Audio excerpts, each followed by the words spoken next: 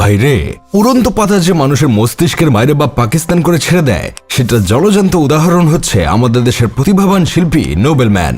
সে তার নামের পাশে লাগাইছে ম্যান, যার অর্থ মানুষ, কিন্তু সে এখনো পুরোপুরি মানুষ হতে পারে নাই। কিছু পোলা যেমন মাইয়ার পেছন ছাড়ে না, তেমনি এই উড়ন্ত পাতাখোর প্রিয় শিল্পী নোবেলের পেছন থেকে বিতর্ক ছাড়ে না।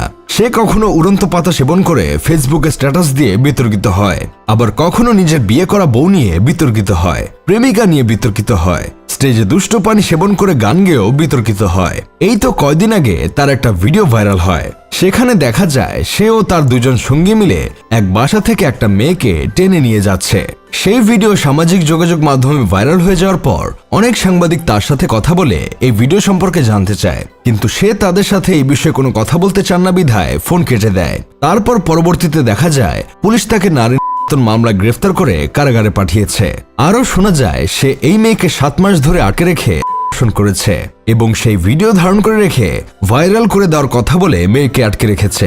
মেয়ে কারোর সাথে যোগাযোগ যেন করতে না পারে, সেই জন্য মেয়ের মোবাইলটাও ভেঙে ফেলছিল আমাদের উড়ন্ত পাতাখোর প্রতিভাবান শিল্পী নোবেল। তবে একটা ইস্যু ভাইরাল হবে আর আমাদের দেশের মানুষ সেটা ল্যাঞ্জা ধরে টান দিবে না, সেটা তো হতে পারে না।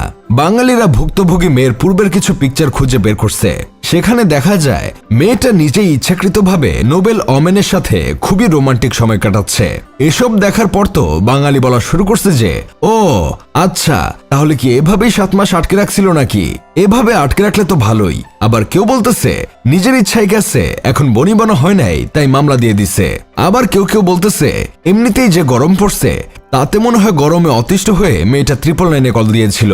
এসব শোনার পর আমার বন্ধু কেরামত বলতেছে, এই সাইকো একটা মানুষের কাছে যে মাইয়া যায় তার বিরুদ্ধে আগে ব্যবস্থা নেওয়া দরকার। কারণ যেই শিল্পী কোনো কিছু মানে না, যার গান দিয়ে উঠছিল তাকেই অসম্মান করে ফেসবুকে পোস্ট করে, সারাদিন উড়ন্ত পাতা খেতেই থাকে, সেই সব সাইকোর কাছে আবার মাইয়ারা কেমনে যায়? তবে এখানে একটা বিষয় হচ্ছে, এই ছবিগুলো হয়তো আগের।